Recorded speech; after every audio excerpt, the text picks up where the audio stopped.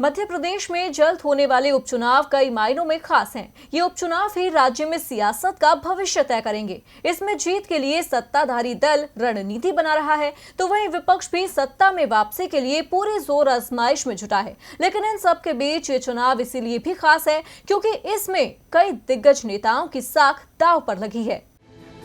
मध्य प्रदेश की सियासत में हुई उठापटक के बाद सिर्फ मध्य प्रदेश ही नहीं बल्कि पूरे देश की नजरें आगामी उपचुनावों पर टिकी हुई हैं। अगर देखा जाए तो 24 सीटों पर होने वाले विधानसभा उपचुनाव में मध्य प्रदेश के पूर्व मुख्यमंत्री कमलनाथ और कांग्रेस छोड़कर बीजेपी में शामिल हुए ज्योतिरादित्य सिंधिया दोनों की प्रतिष्ठा दांव पर लगी है।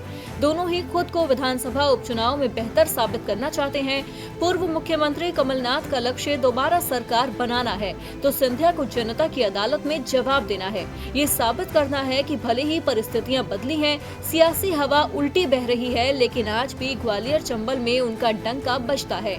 अब उपचुनाव भले ही इन दोनों नेताओं की प्रतिष्ठा का सवाल बन गए हैं, लेकिन इसमें दांव पर लगी है सीएम शिवराज सिंह की कुर्सी भी।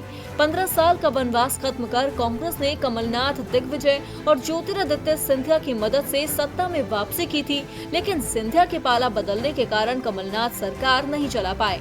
कुछ सर्वे की रिपोर्ट कांग्रेस खेमे में उम्मीद की लहर जरूर जगा रही है, लेकिन कांग्रेस जानती है कि सिंधिया के गढ़ ग्वालियर चंबल में सेंधमारी करना उसके लिए आसान नहीं रहने वाला।